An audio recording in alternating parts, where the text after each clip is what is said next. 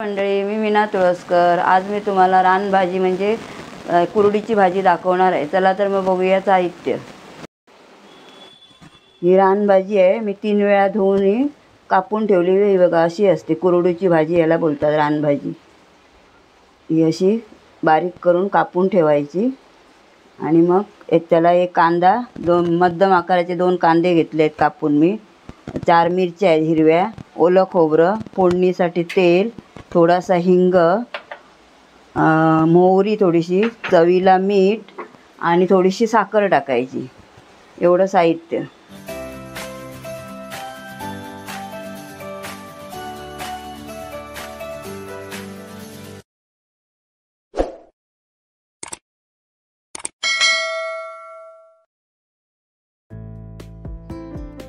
कढई आता तापली आहे.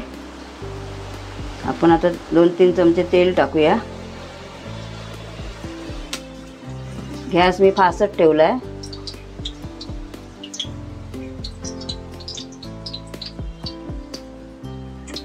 गॅस थोडा स्लो करते मी. आता ह्याच्यामध्ये आपण हिंग टाकूया 1 चमचा.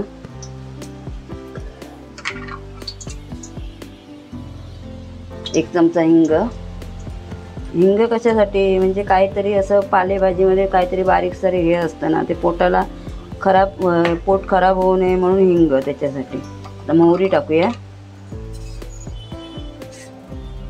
थोडीशी टाकायची मोहरी. तुम्हाला हवी असेल तर टाका, नाही टाकली तरी चालते. तर आपण थोडा गॅस मी फास्ट करते. मोहरी जरा तडतडू दे. आता मी याच्यामध्ये कांदा घालते आणि मिरची पण टाकते ताबडतोब त्याच्याबरोबर. आणि खोबरं नंतर लास्टला घालायचं. तुम्हाला जेवढं पाहिजे तेवढं तुम्ही खोबरं घ्या. एवढंच घ्यायला पाहिजे असं नाही, तुमच्या आवडीप्रमाणे आहे. काय लोक याच्यामध्ये शेंगदाणे पण घालतात. गॅस थोडा बारीक करते मी.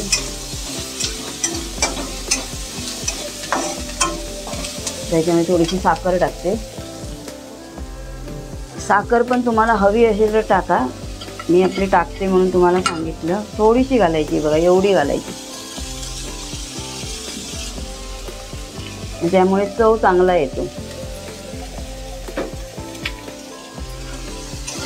कांदा थोडा भाजून घेऊया. कांदा काय शिजतो त्याच्यामध्ये, पण थोडा भाजून घेतला पाहिजे. थोडा लाल झाला आहे तर आपण ह्याच्यामध्ये भाजी घालून घेऊया. ह्या भाजीला जरा कांदा जास्तच लागतो. कांद्यावरचीच भाजी असते.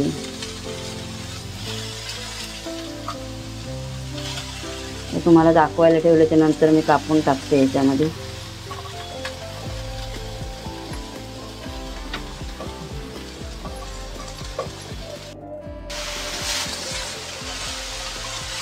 याच्यामध्ये तुम्ही तुरीची डाळ पण घालू शकता, त्याने पण चांगली होते ही भाजी.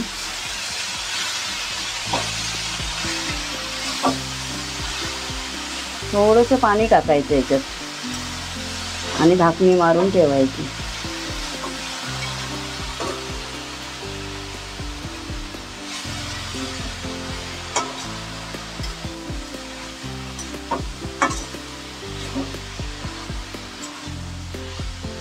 तर याच्यामध्ये आपण मीठ पण घालून घेऊया चवीनुसार.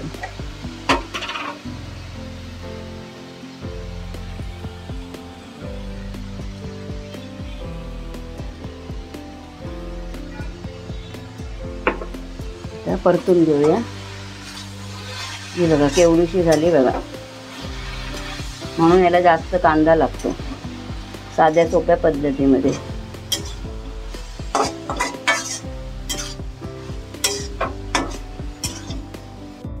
हे बघा, हे पाणी टाकते थोडंसं आणि झाकण मारून ठेवते, म्हणजे आतल्या आत ती शिजेल चांगली.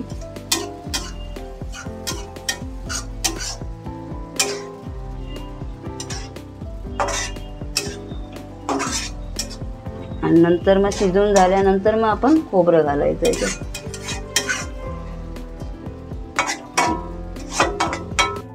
आता अशी चांगली परतून घेऊया. पाणी याला सुटतं पण थोडं पाणी घालायला लागतं कारण शिजली पाहिजे ही चांगली रानभाजी याला.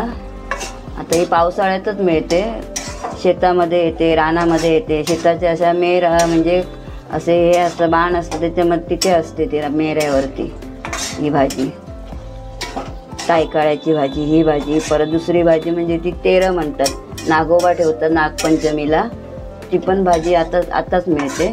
अळू वगैरे नंतर मिळतं पण ती भाजी तेराची भाजी पण आताशी पावसाळ्यातच मिळते. ही जर रेसिपी तुम्हाला आवडली असेल तर लाईक करा, शेअर करा, सबस्क्राईब करा आणि कमेंट करा. खूप खूप धन्यवाद. झाकण मारून ठेवते आता. 5 मिनटं तरी ठेवायची शिजत. मिनटं होऊन गेली. आता आपण खोलून बघूया. तशी मध्ये मी एकदा दोनदा उघडून ढवळलेली आहे भाजी कारण जास्त वेळ पण झाकण ठेवून उपयोग नाही, त्याला पाणी सुटतच राहतं झाकण ठेवलं का. हे बघा ही अशी झाली आहे, शिजून झाली आहे चांगली. हे बघा. आणि आता आपण खोबरं घालू याच्यामध्ये. तुम्हाला आवडत असेल तर शेंगदाण्याचं कूट पण तुम्ही घालू शकता पण आम्ही मालवणी लोक नाही घालत सहसा. आम्हाला खोबरंच आवडतं आणि खोबऱ्यावरती पण छान लागते ही भाजी. गॅस मी फास्टच ठेवलाय, मध्ये एकदा बंद कमी केलेला जरा. केवढी होती आणि केवढी झाली एकदम आळून जाते ही भाजी.